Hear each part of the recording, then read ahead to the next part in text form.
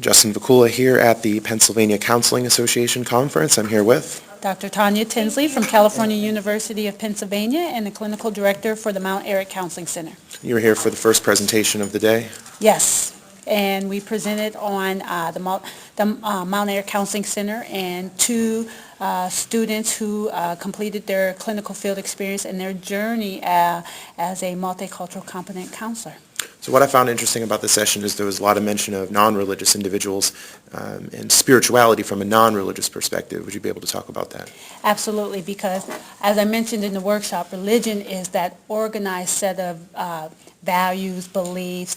When we talk about religion, it's very external, so we may be talking about that organized system of denominations.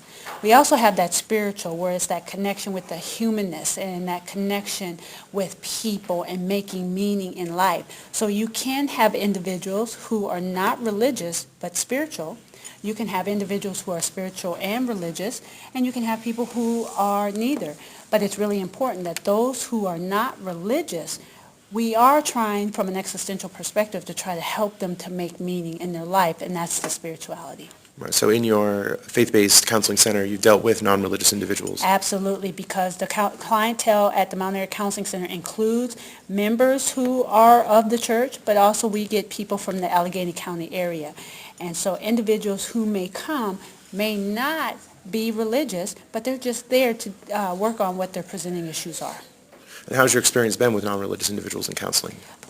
It's been pretty good, because if we take that definition of spirituality and making meaning, everyone wants to make meaning in life. If we think about Glasser, and he talks about those human basic needs and purpose, people want to have purpose and meaning in their life. So even if somebody comes in who's non-religious and depending on their presenting issue, we can help them make meaning of their experience.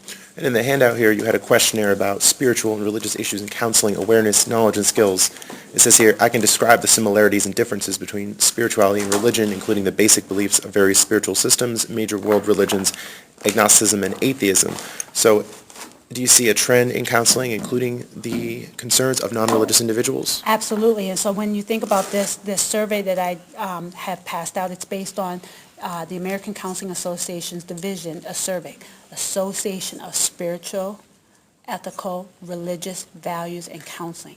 So you have individuals who are coming in, maybe spiritual, who may be religious, or just have their own personal values. Doesn't mean that they're going to have all three. And so with these competencies that a survey has developed, this is already just setting a trend for our profession, that these are areas that we really need to be mindful of in the counseling process. But it's not only ACA, as I pointed out in the Code of Ethics for the American School Counselors Association.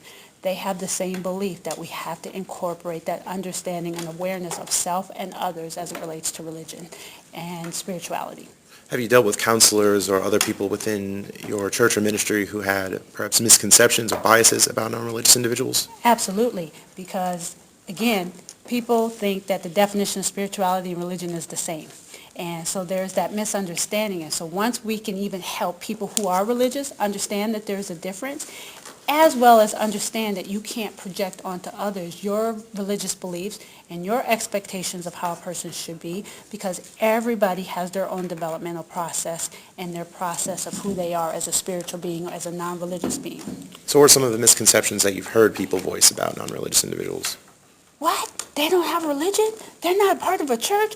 How can they make meaning in their life? Oh, they need church in their life. And so people projecting out, oh, that's the problem. They need church. They need God. No, they may need to just understand themselves. The counselors also too, right? Yeah, I'm speaking from the counselors. And this is not only in the counseling ministry and at the counseling center, but my students that I'm training. Mm-hmm. Right. So have you run into any barriers with your religious beliefs in sessions? Have you met clients who might have a much different life than yours, maybe one, for lack of a better term, you might not approve of, or some other challenges? I have run into it, but it's not about me approving. And right. So I really come from a person-centered perspective, one, non-judgmental, unconditional positive regard. But I also, from a Christian perspective for me, it clearly says in the Bible we are supposed to be non-judgmental. So it's not my place to say whether somebody does something that's right or wrong. it's my place to help them get to where they want to be and them self-actualizing as a person. So as for counseling, you want to be value neutral, or as much as possible leave maybe personal beliefs at the door on areas. Absolutely, but who I am as a person doesn't stop at the door. So if my buttons are pushed, I have an ethical duty myself to engage in supervision and process what's going on with me as to not impact or harm the counseling session with that client. Have you had any experience with LGBT clients? Absolutely, that's one of my specialties, and I just know quite a bit in terms about the consequences of not having that support, whether it's suicidal ideations, completed suicide, self-harm, drug and alcohol, and so I'm very passionate working with gay, lesbian, bisexual, transgender populations.